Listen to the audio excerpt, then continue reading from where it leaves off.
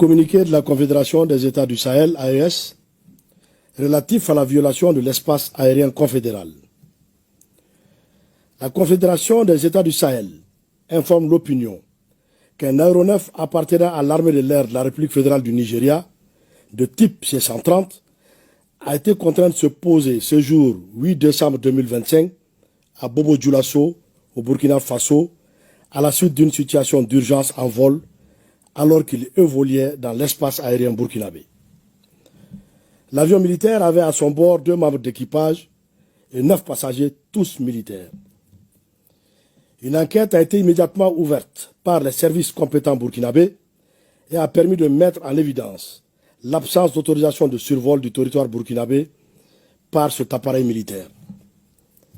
La Confédération des États du Sahel condamne avec la plus grande fermeté cette violation de son espace aérien et de la souveraineté de ses États membres.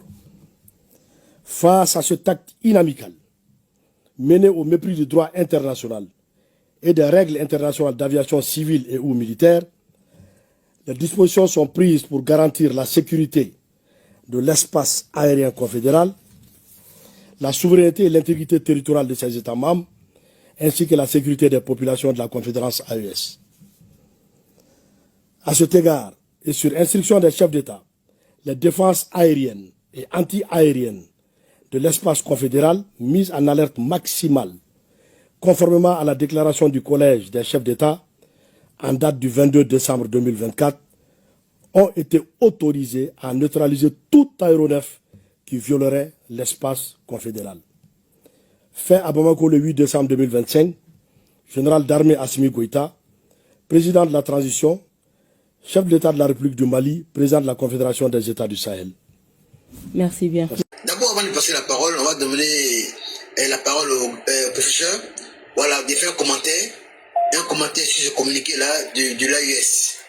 Est-ce que le professeur est là pour nous édifier un peu? Voilà, merci bien au professeur. Oui, je suis là, cher frère. Et déjà même, on n'avait pas encore vu la vidéo, mais il y a quelqu'un qui nous l'avait joué. Et cher frère, si vous êtes là, si on peut faire un petit coup de géographie, est-ce que vous avez un deuxième téléphone? Oui, professeur. Okay. Oui, professeur. Tapez pays voisin du Bénin.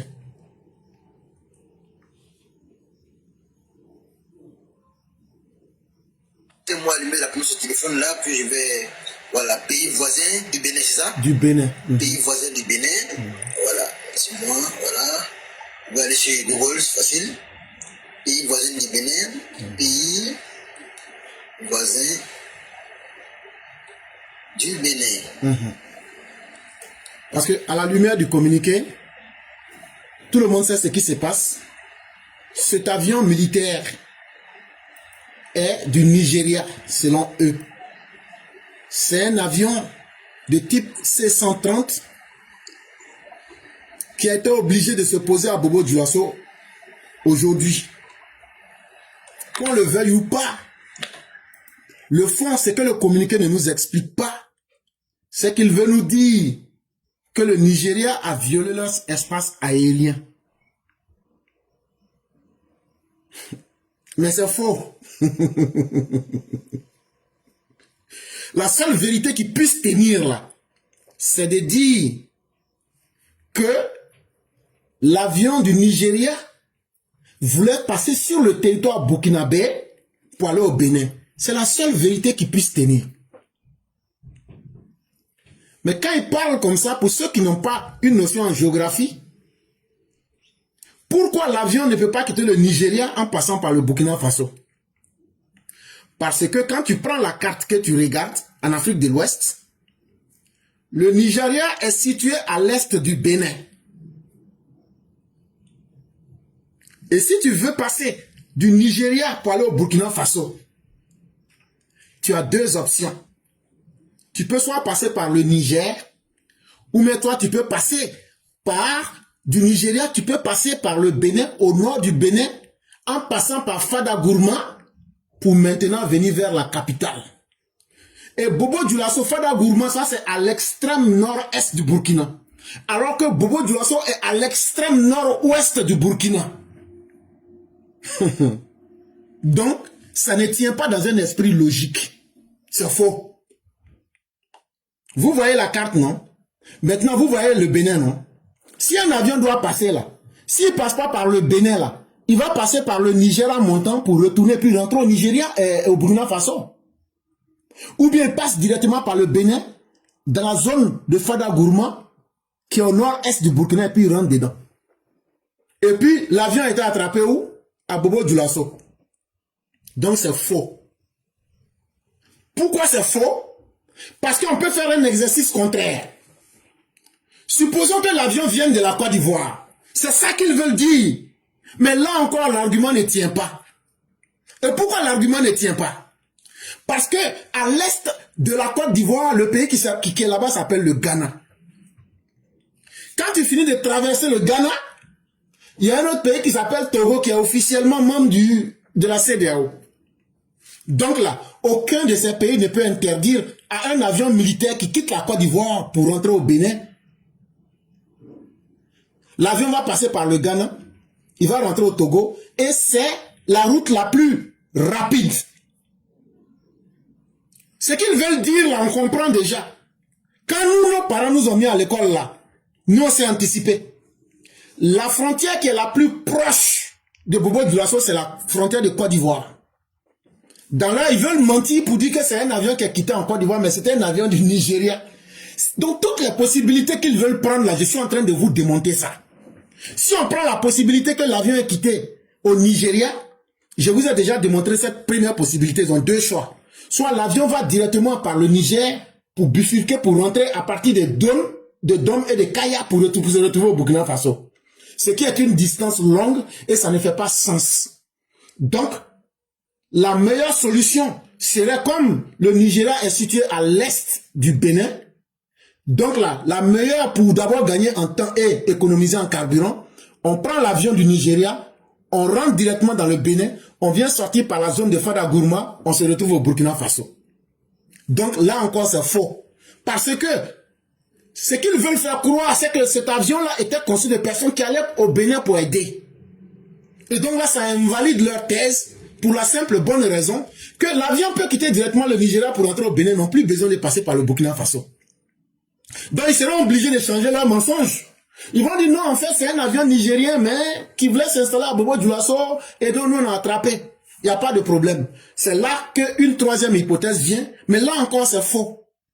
Parce que si on suppose, ce qui n'est pas vrai, que l'avion vient de la Côte d'Ivoire, que c'est un avion C-130 du Nigeria, maintenant, l'esprit commun veut que, comment on va aller passer pour aller au Bobo Dioulasso, aller tourner pour passer par Fada Gourma pour revenir au Bénin.